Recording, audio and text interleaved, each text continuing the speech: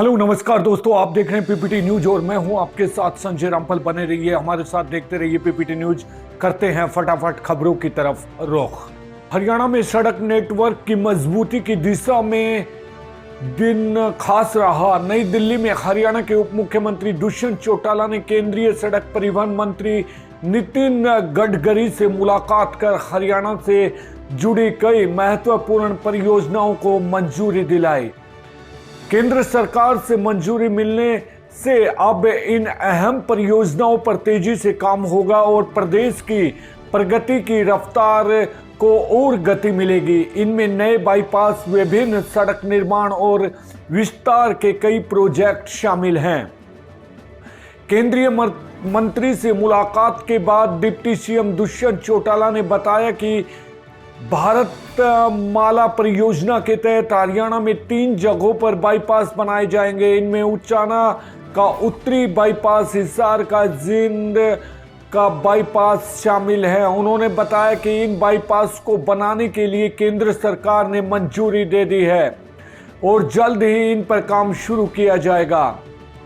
Deputy CM Dushyant Chautala ने जानकारी देते हुए ये भी बताया कि महेंद्रगढ़ जिले के लोगों के लिए भी यह खुशखबरी है कि अब उन्हें बागोत गांव के पास 152D पर एंट्री एंड एग्जिट पॉइंट की सुविधा मिलेगी, जिससे लोगों के क्षेत्र में काफ़ी 152D से सफ़र करने में आसानी होगी। उन्होंने यह भी बताया कि वे कुछ समय पहले ही इस कट की मांग को लेकर धरने पर बैठे ग्रामीणों से मिले थे और उनकी इस मांग को प्रमुखता से हल करवाया गया है।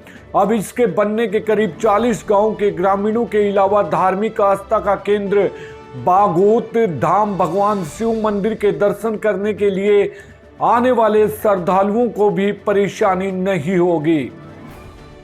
उप मुख्यमंत्री दुष्यंत चौटाला ने बताया कि पंचकुला में केंद्र सरकार से अंडरपास बनवाने को मंजूरी मिली है, जो कि पंचकुला यमुनानगर नेशनल हाईवे पर सेक्टर 26-27 डिवाइडिंग रोड पर बनाया जाएगा।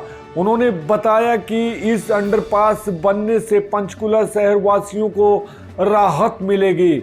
वहीं गुरुग्राम, फरीदाबाद, फरूखनगर, झज्जर, दादरी लोहारू रोड को अपग्रेड करने के लिए सर्वे करवाया जाएगा। इसी तरह नेल्सन मंडेला मार्ग दिल्ली में एमजी रोड और गुरुग्राम फरीदाबाद रोड को जोड़ने की संभावना तलाशी जाएंगी। स्वामित्व योजना के तहत 31 जनवरी तक संपत्ति सत्यापन और त्रुटि ठीक करवा सकते हैं नागरिक।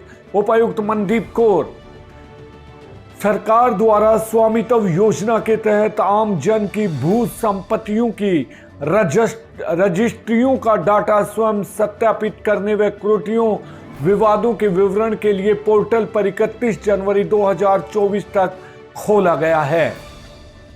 उपायुक्त मनदीप कौर ने बताया कि हरियाणा सरकार द्वारा लाल डोरा के अंदर भू संपत्तियों का मालिकाना हक देने के लिए स्वामित्व योजना चलाई गई है। सरकार द्वारा इस स्कीम के अंतर्गत आम जन की भू संपत्तियों की रजिस्ट्रियों का डाटा स्वयं सत्यापित करने व त्रुटियों विवादों के विवरण हेतु 31 जनवरी तक property.in, 60digi.in PGI पर आवेदन प्रस्तुत करने का अवसर प्रदान किया गया है। उन्होंने बताया कि इसके अतिरिक्त यदि लाल डोरा स्थित मकान का संपत्ति कार्ड नहीं मिला है तो पोर्टल पर विवरण उपलब्ध नहीं है तो अपने नाम, मोबाइल नंबर अथवा पूर्ण पता एवं विवरण सहित ईमेल कर सकते हैं। पंजीकृत श्रमिकों को उनके बच्चों के जन्म पर पितृत्व लाभ योजना के तहत दी जाती है 21,000 रुपए की आर्थिक सहायता। उपायुक्त मनदीप कौर। जानकारी के लिए आपको बता दें कि प्रदेश सरकार द्वारा श्रमिक वर्ग के लिए विभिन्न योजनाएं चलाई गई हैं और इन्हीं के तहत असंगठित क्षेत्र में पंजीकृत श्रमिकों के लिए हरियाणा मातृत्व लाभ योजना की शुरुआत की गई है। इस योजना के तहत सभी पंजीकृत श्रमिकों के बच्चों के जन्म पर 21,000 रुपए की वित्तीय सहायता दी जाएगी। उपायुक्त मनदीप कौर ने जानकारी देते हुए बताया कि इस योजना का लाभ लेने हेतु सभी असंगठित वर्ग के श्रमिकों का पंजीकरण होना आवश्यक होगा। इसके बाद वो हरियाणा पितृत्व लाभ योजना में आवेदन कर सकते हैं। इसके लिए उन्हें योजना की आधिकारिक वेबसाइट पर जाकर आवेदन करना होगा। पितृत्व लाभ योजना के तहत हरियाणा पंजीकृत श्रमिकों के लिए उनकी पत्नी और बच्चे के अच्छे स्वास्थ्य और बेहतर खान पान हेतु ये योजना लाई गई है। उपायुक्त मनदीप कौर ने जानकारी देते हुए ये भी बताया कि इस योजना से गरीब श्रमिक के बच्चे और पत्नी को भी बेहतर पोषण मिल सकेगा, जो सामान्य स्थिति में बहुत श्रमिकों के लिए अपने परिवार को ये सब उपलब्ध कराना मुश्किल होता है। ऐसे में राज्य सरकार द्वारा चलाई गई इस योजना पितृत्व लाभ योजना के जरिए श्रमिकों के बच्चों को और पत्नी को उचित पोषण मिल जाएगा, जिससे उनका स्वास्थ्य भी बेहतर हो जाएगा। इसके अलावा मातृ मृत्यु दर और शिशु मृत्यु दर को कम करने में भी सहायता मिलेगी। आज होगा गणतंत्र दिवस के लिए सांस्कृतिक टीमों का प्रारंभिक चयन। जी हां, जानकारी के लिए आपको बता दें कि आज सुबह 10 बजे से गणतंत्र दिवस समारोह में प्रस्तुत किए जाने वाले सांस्कृतिक कार्यक्रमों की टीमों का चयन किया जाएगा। सभी इच्छुक टीमों को धिक्काड़ा रोड स्थित के एन हाई स्कूल में पहुंचना होगा।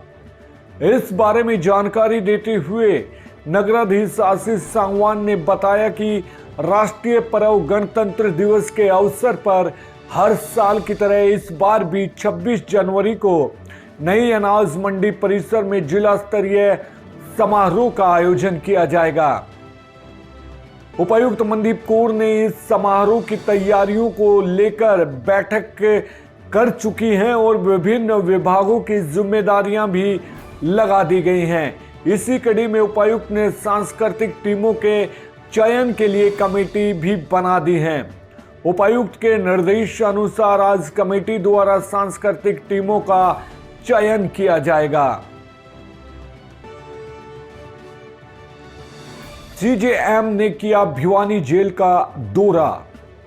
जी हां, जानकारी के लिए आपको बता दें कि जिला विविध सेवा प्राधिकरण के सचिव सीजेएम सौरभ कुमार ने कहा है कि जेल में किसी बंदी को कानूनी सहायता की आवश्यकता है तो प्राधिकरण उनकी मदद कर सकता है। सीजेएम बुधवार को भिवानी जिला कारागार का एक निरीक्षण करते हुए बंदियों से बातचीत कर रहे थे। उन्होंने कैदियों से कहा कि आरोपी मामूली केस में कानूनी सहायता नहीं मिलने के कारण लंबे समय से जेल में रह रहा है तो वह विविध सेवा प्राधिकरण की सहायता ले सकता है। सीजीएम ने पुरुष बैरिक का भी निरीक्षण किया तथा कैदियों के रहन सहन, खान पान, पीने का पानी की व्यवस्था, पुस्तकालय, साफ सफाई, चिकित्सा सेवा आदि का भी अवलोकन किया। उन्होंने जेल में बिताई गई अवधि के बारे में पूछा और निरीक्षण के दौरान उन्होंने कैदियों को जिला विविध सेवा प्राधिकरण की सेवाओं के बारे में विस्तार से बताया।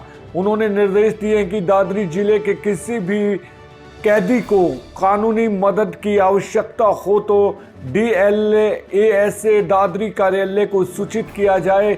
इस अवसर पर जेल उप अधीक्षक नरेश कुमार बोरा सहित अन्य कर्मचारी मौजूद रहे। तो ये थी आज की हमारी अहम और उम्दा खबरें। बने रहिए हमारे साथ, देखते रहिए PPT न्यूज। अब संजय रामफल को दीजिए इजाजत। कल फिर मिलते हैं इसी वक्त नई खबरों के साथ। नमस्कार।